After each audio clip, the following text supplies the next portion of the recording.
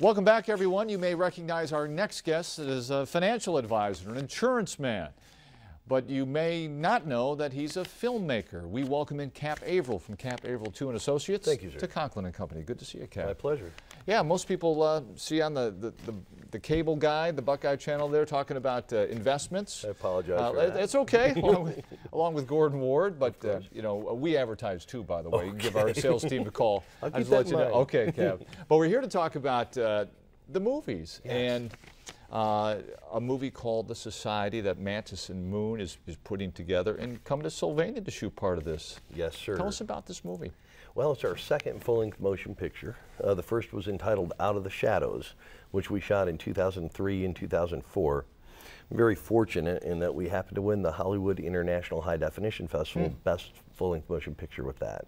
And so we just decided why not give it another stab, and of course several years later we're endeavoring into shooting The Society. Yeah, and you have a synopsis that it's about intrigue and drama and corruption, but also a love story. So take people inside what this is about. It's sort of autobiographical a little bit? To some extent.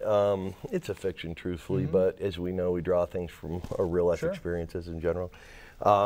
The legal drama part of it would speak to that it is probably one of the first legal dramas that we're stating in the movie that it's not about the money, and it's truly not about the money. The typical Hollywood drama, it's stated throughout that it's not about the money, but that they all get a big check at the end. Yeah. And of course, the big guy cracks on the stand under pressure, and the little guy wins with the small town attorney. Right. In real life, it doesn't always work that way, and we're trying to depict more of a realistic legal system, the way that the legal system actually functions. People can be outspent.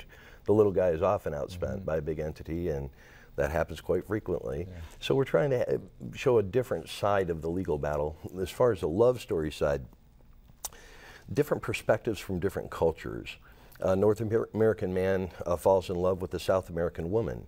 Her ideas are that basically you live your life on a daily basis and don't worry about tomorrow, and he is consumed with saving the world and fixing problems, and he can't do anything but think about tomorrow and the future. And through the course of the movie, fortunately for him, her way of seeing things kind of rub off on him and lead him to abandon the legal battle because he's got better things to do. And that's where maybe some of this true life story comes in. That's true. Yes, my wife Jenny is from South America, from Bogota, Colombia.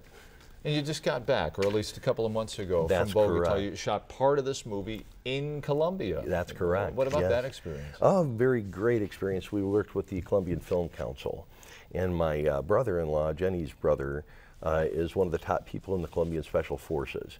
So he helped us with security and so on, and that allowed us to be able to take our equipment down into the south part of Bogota and shoot the streets as they actually are. One of the most volatile places in the world when we think about, you know. But that has been changing. Normally, that's kind of perpetuated by Hollywood as well. We see Colombians in a movie from Hollywood in general, and pretty soon you're going to see drugs. It's about drugs and guns and people smuggling boats exactly, or the drugs on the boat. But at this point in time, over the last 15 years, it has become really one of the safest places in South America to travel. A lot of the problems that have happened in Mexico over the last several years have been the drug cartels actually being forced out of Colombia into Ecuador, into Venezuela, and into Mexico. And so it seems like, it comes under control in one area and springs up in another. But Bogota is actually a pretty good place to be. New York Times just ran an article, Bogota, not just for the brave anymore. Okay, all right, well that worked out. Changing tide, yeah. So you come back here now, you go from Bogota, Colombia, to the mean streets of Sylvania, Ohio. That's exactly right. To shoot part of this movie. How does Sylvania come into play in this society? Well, I grew up in Sylvania, so I know the people.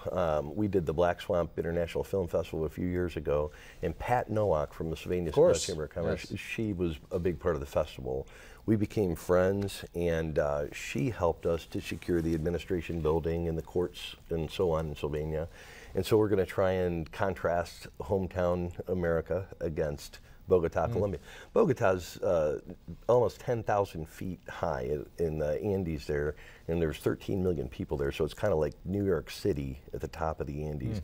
The differences are pretty marked between Sylvania. Absolutely. Quite a contrast. Now we're actually looking at some of the cast here. Yeah. Many local folks, right? Yes, a lot of local people, and a lot of people from Sparkle, the last Whitney Houston movie, and a lot of people from Detroit area. Mostly people who have had supporting actor roles, who are looking for an opportunity to do their thing. And this kind of, obviously we're a low budget company, so this gives them an opportunity to shine as lead actors. And they're super excited about it, and we're super excited about the fact that they're super excited about it. And it's picking up a nice energy. I'm optimistic. And I've got to tell you, for full disclosure, one of our directors here at 13 ABC has a role, an extra role. Yes. So if you ever get a chance to see it, Brian Mahalik will play a senior superintendent. Very pleased to have him. Yes.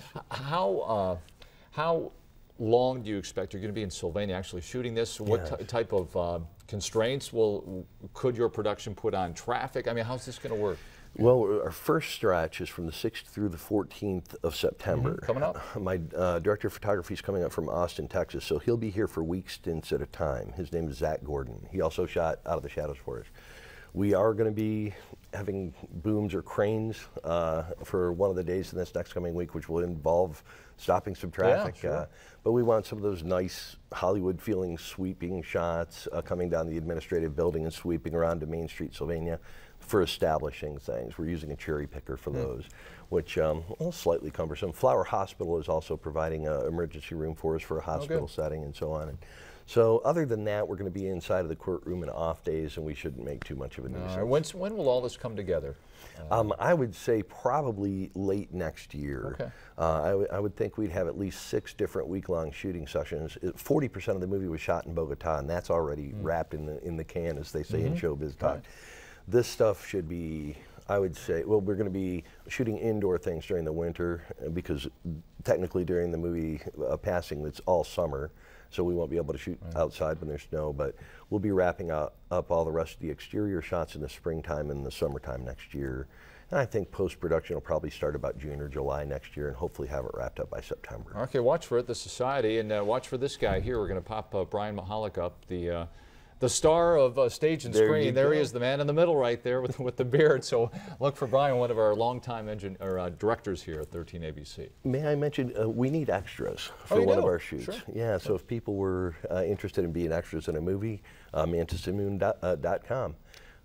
We have a scene that we're going to need about 300 extras, and so I'm sorry I didn't need to. That's okay. You want to be in show business, go online. Before we let you go, Cap, I know you have a documentary called Wants and Needs, but it goes to the economy, and we keep hearing about this double-dip recession that could come, this so-called fiscal cliff if Congress doesn't act.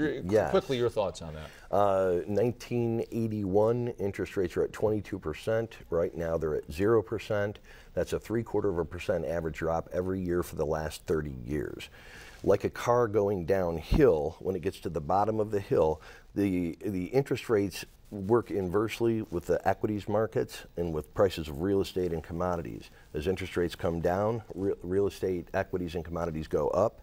When this end of the teeter-totter hits the ground, this one stops going up, which is where we are now. Getting close. So like crossing a desert, you see the mountains way off in the distance, but you don't know how far they are.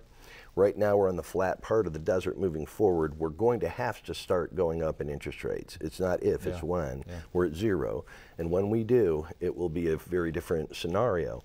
I concur. We're in a difficult situation moving forward. We can't just drop interest rates to fix the economy anymore. That's been used up. Yeah, tenuous spot. Watching that down the road in Mantis and Moon Productions. And the movie, The Society. Cap Averill, thanks very much for coming in. Thank you, Lee. I appreciate your time. Fascinating stuff. Thank you. We'll come back in just a minute, and we'll welcome in Fletcher Word and London Mitchell right after this.